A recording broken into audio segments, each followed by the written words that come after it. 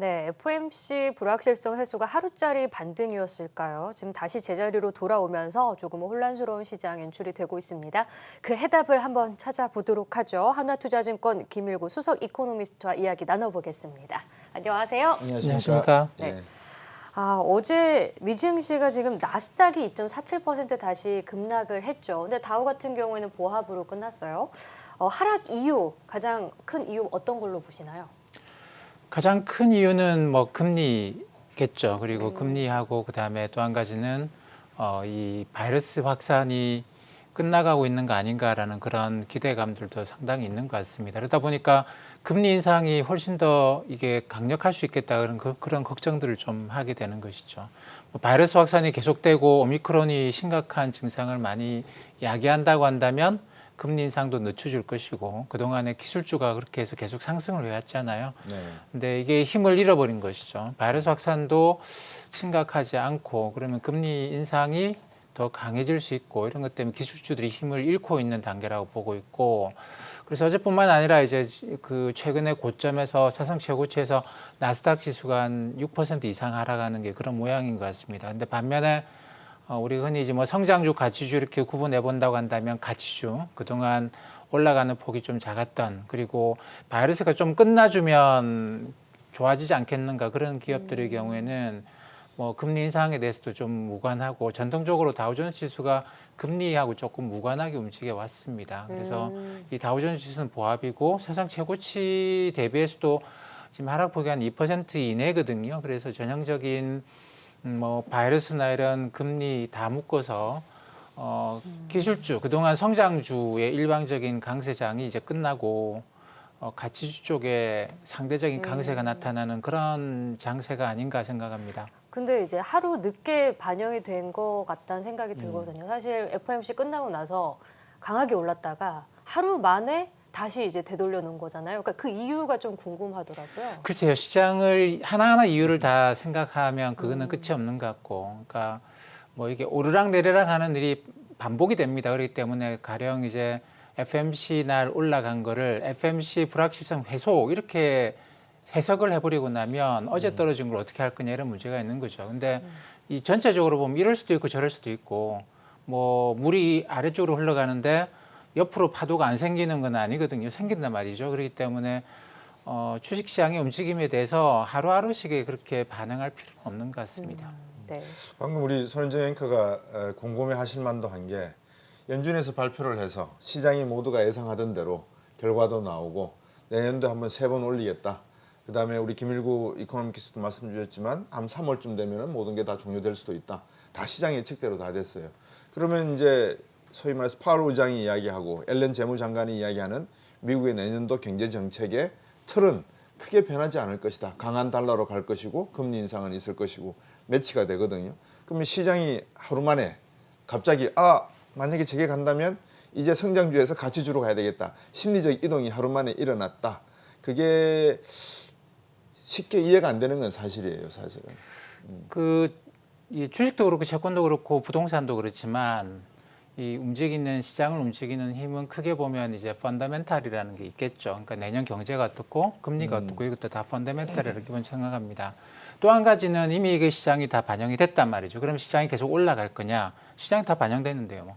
시장 예상은 그대로 나왔는데 주가가 올라간다? 이것도 좀 이상한 거죠. 올라갈 수 있어요. 근데 시장이 이미 생각은 그대로기 때문에 이 모멘텀이 없다고 이야기를 합니다. 그러니까 네. 추가적으로 주가를 끌어올리기 위해서는 뭔가 이 변화가 또 있어야 되겠죠. 변화가 없이 그대로라고 한다면 뭐 오르락 내리락 이런 일이 반복될 것이고 근데 생각했던 것보다 경제가 굉장히 좋아지고 있다. 그리고 오미크론 변이에 대해서 우리가 지금 그렇게 기대를 갖고 있는 거지 실제로 그럴지 안 그럴지는 모르는 거거든요. 이건 좀 더 지켜봐야 되는 일이고 근데 실제로 그런 일이 그러니까 내년 봄쯤 되면 확실히 바이러스 확산이 이제 안 일어날 것 같다 또는 뭐 일상생활로 완전히 복귀할 수 있을 것 같다라는 강력한 증거가 나오면 그게 이제 모멘텀 역할을 할 수 있습니다. 그러면 상승이 재개될 수도 있을 것인데 지금 뭐 어떻게 보면 제가 볼 때 이번 겨울 12월 포함해서 1월까지도 그런 모멘텀의 큰 변화가 나타나지 않을 가능성이 상당히 높아요.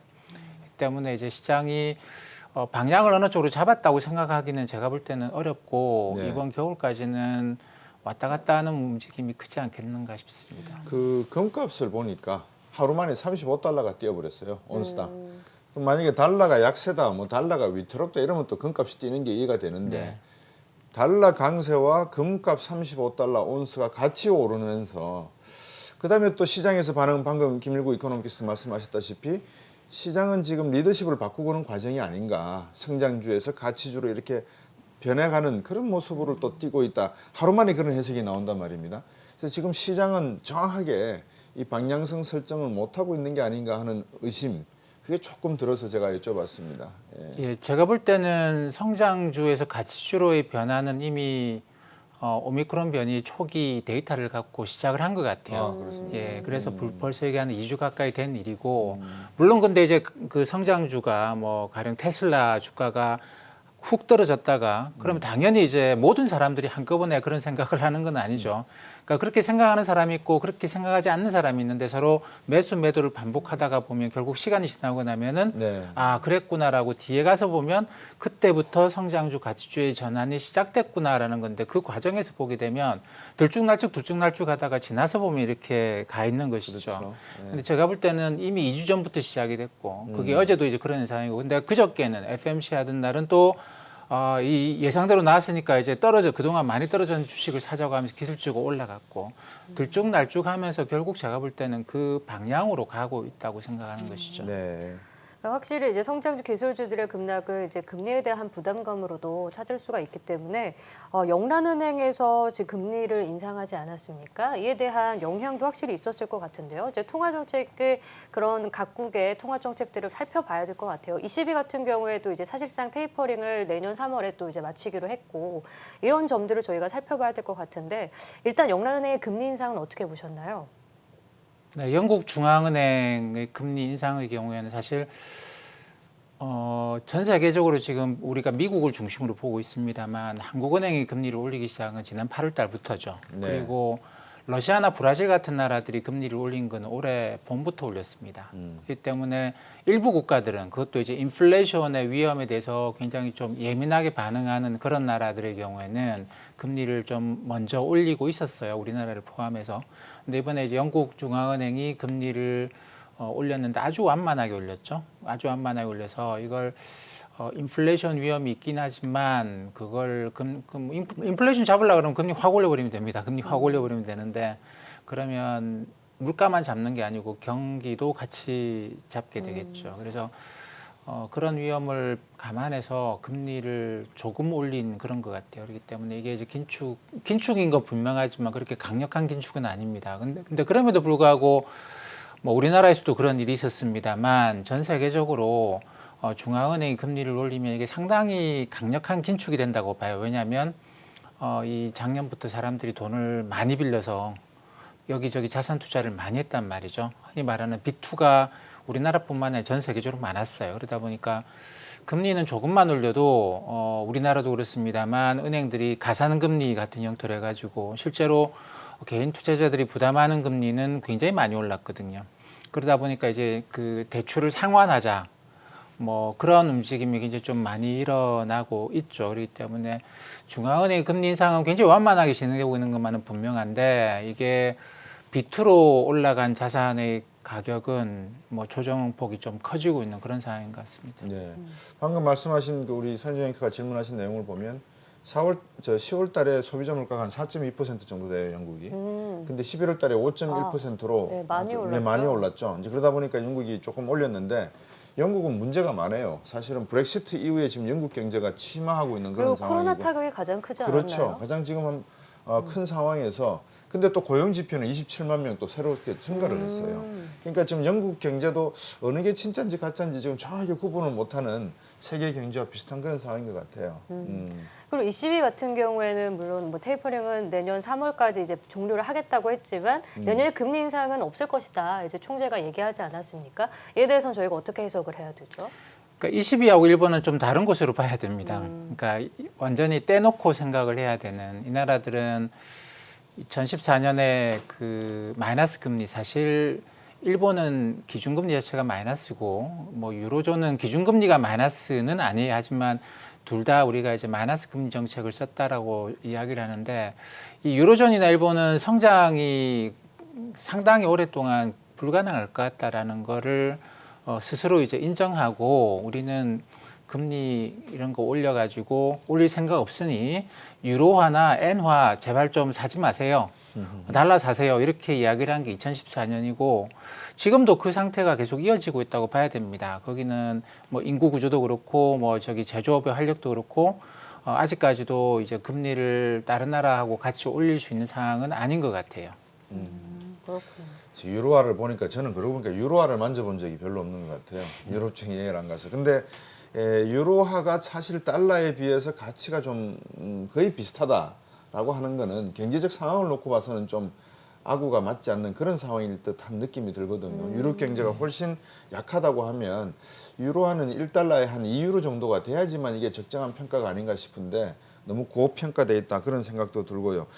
우리나라에 지금 안 좋은 소식이라 그래야 되나요? 뭐 좀 이렇게 긍정적인 소식이 아닌 것 가운데 하나가 한미 통화 수합 600억 달러죠. 그게 연장이 안 됐다 이런 이야기가 들렸어요. 네.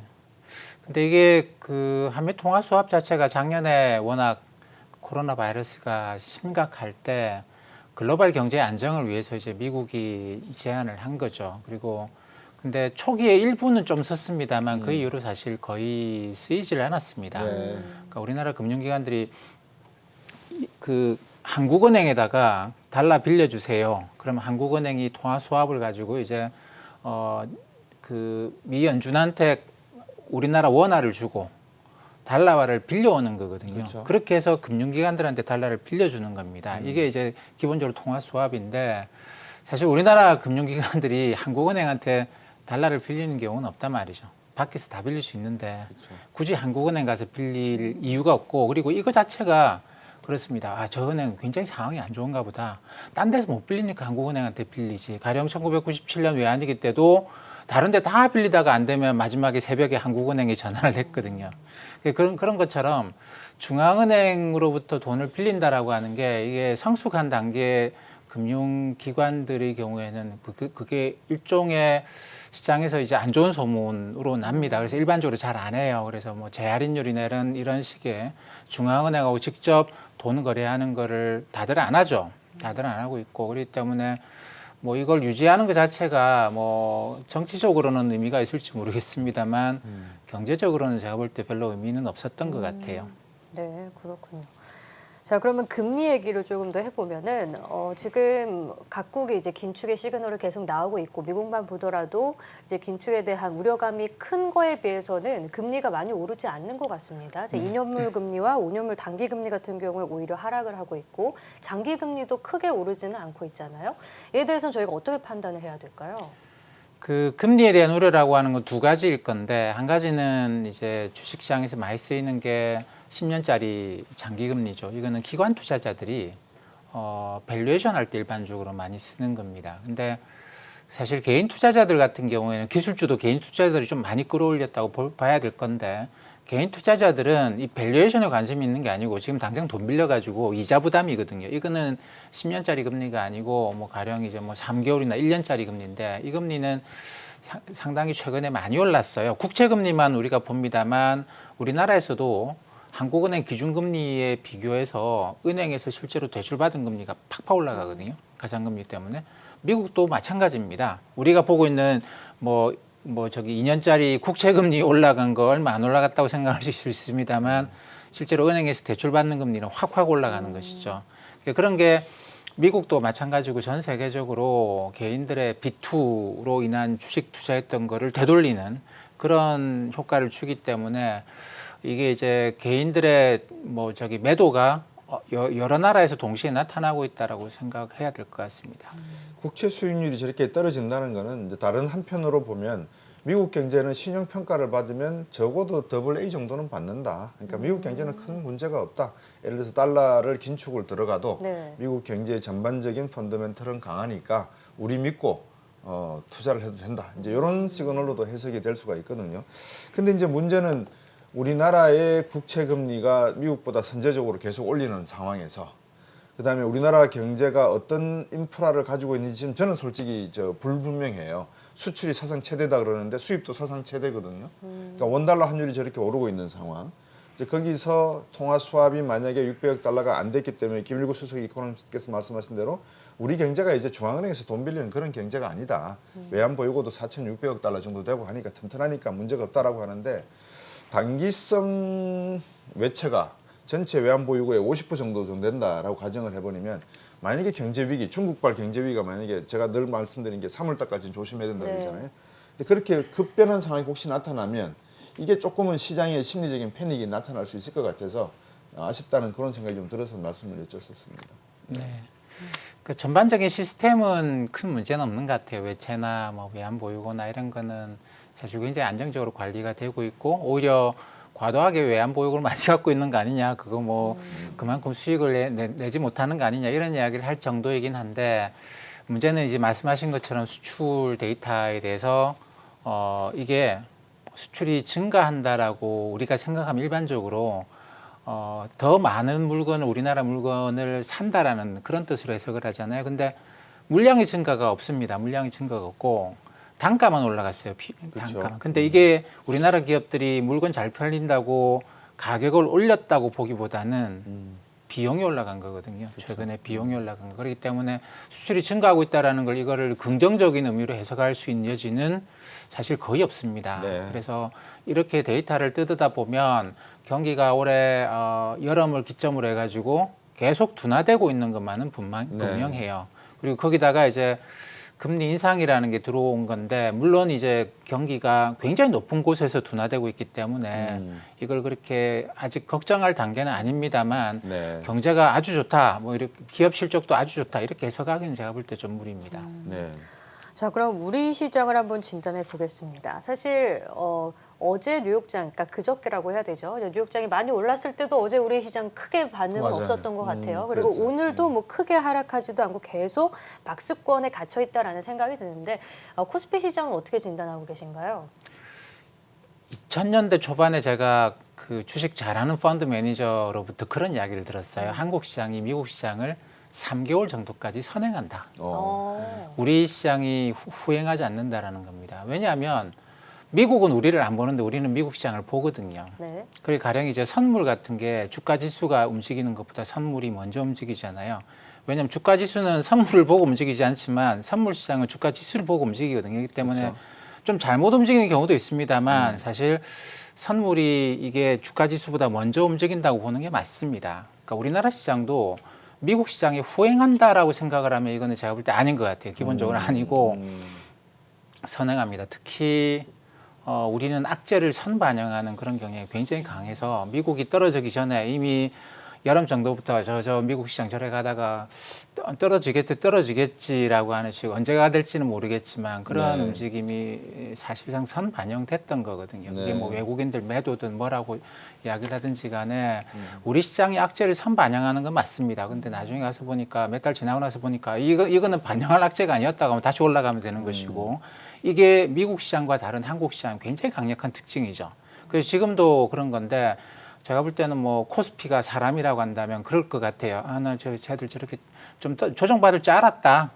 알았다. 근데 뭐 그렇기 때문에 어떻게 보면 좀 마음이 편안한 상태가 돼 있는데 이게 이제 그 개인 투자자들 아직 경험이 이렇게 많지 않은 분들은 그런 생각을 많이 하실 수 있죠.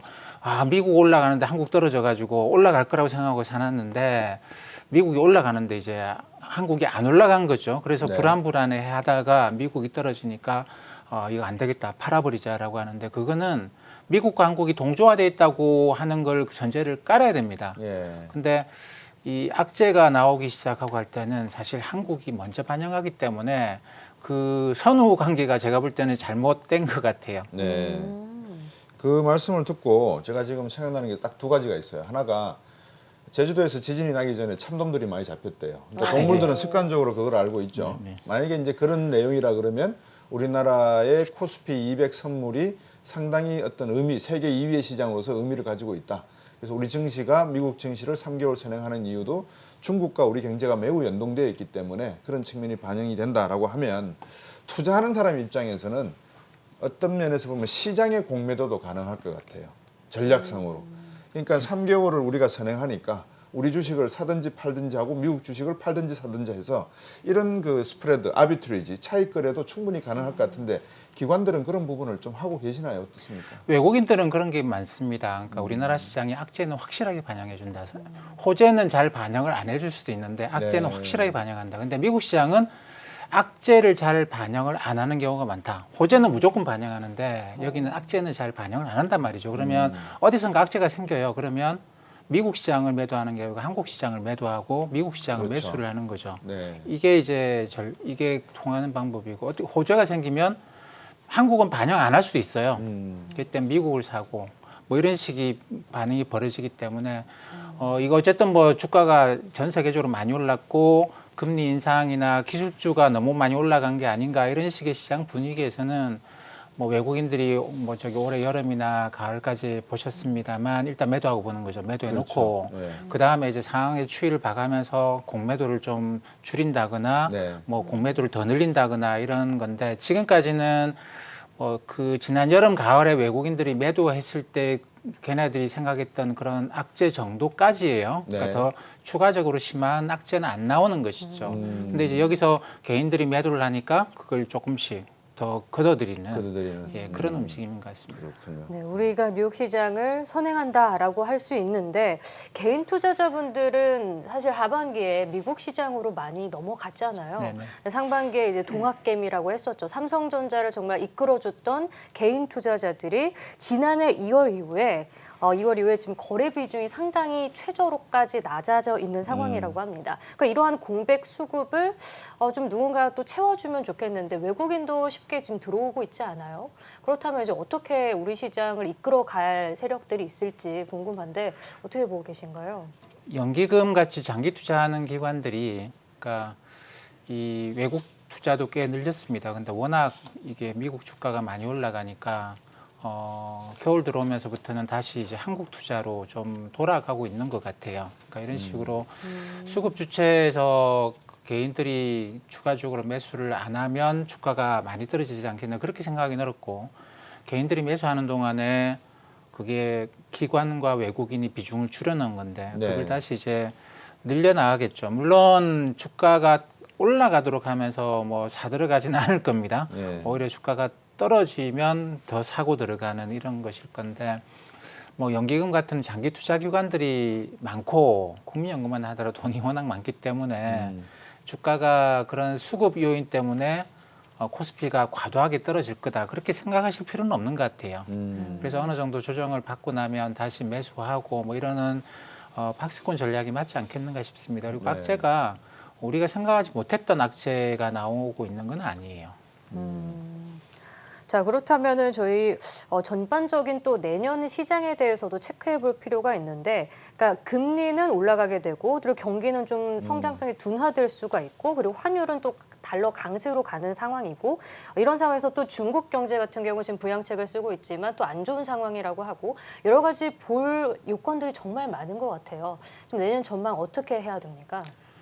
그래서 금리 인상에 대한 내성이 좀 생겨야 됩니다. 그래서 이제 이자 내다 보면 처음에는 아이고 걱정이 많이 하지만 사실 하다 보면 좀 소비 조금 줄이면 대충 적응을 하는 것이거든요. 그러니까 주식시장도 이제 뭐 미국의 금리 인상 이야기를 하지만 제가 볼 때 그렇게 어마어마한 금리 인상 할 것 같지는 않고 그 내성을 갖는데 시간이 조금 걸리겠죠. 그리고 중국은 올겨울에 에너지 문제 때문에 석탄 생산을 그동안 많이 해왔습니다만 그걸 산업에 쓰기는 좀 어렵죠. 왜냐하면 지금 겨울에 갑자기 추워지면 그렇죠. 이 사람들이 난방용으로. 예 맞습니다. 그래서 이 경기 부양을 지금 못 하고 있는 상태예요. 물가도 많이 올라가고 그래서 근데 한파가 지나고 나면 한 2월 초 정도가 되면 뭐 베이징 동계 올림픽도 있고 그렇죠. 좀 분위기를 좀 띄우는 것도 있을 것이고 그다음에 한파가 지나갔으니 본격적으로 이제 경기 부양하기에 좋은 타이밍이죠. 근데 중국이 그때도 경기 부양을 안 하면 걱정스러운 게 중국이 내년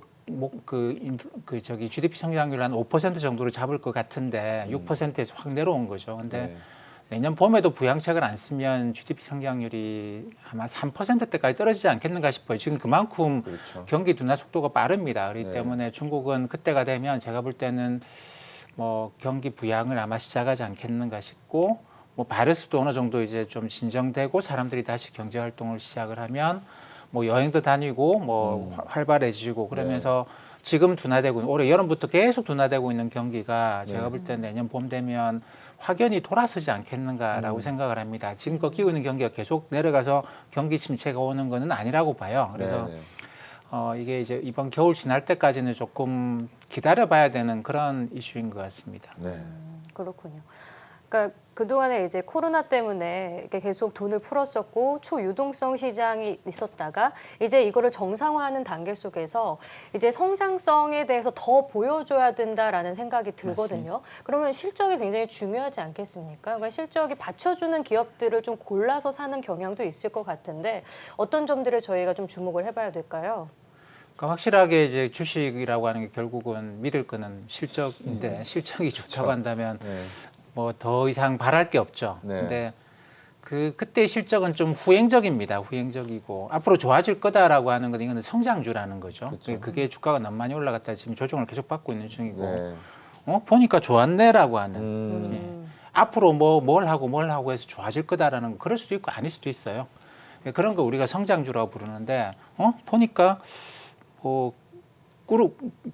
그만하게 계속 돈을 벌어왔구나 싶은 것들이 이제 가치주가 될 건데 그래서 이제 검색 사이트나 이런저런 데서 종목을 쭉 보는 거죠. 그동안 돈을 꾸준하게 벌어왔느냐 그리고 지금 시장에 비해서 싸게 거래가 되고 있느냐 이런 기준으로 가치주를 골라보는 게 제일 좋은 방법인 것 같습니다. 업종별로 어떤 업종이 뭐 돈을 벌 것이다 그거는 사실 굉장히 어렵고요. 올해 돈을 많이 번 업종들이 내년에는 돈을 잘 못 벌 가능성이 높다고 생각하시는 게 오히려 좋지 않겠나 싶습니다. 네, 그렇군요. 알겠습니다. 오늘 말씀 여기까지 듣겠습니다. 한화투자증권 김일구 수석 이코노미스트와 함께했습니다. 고맙습니다. 고맙습니다. 감사합니다.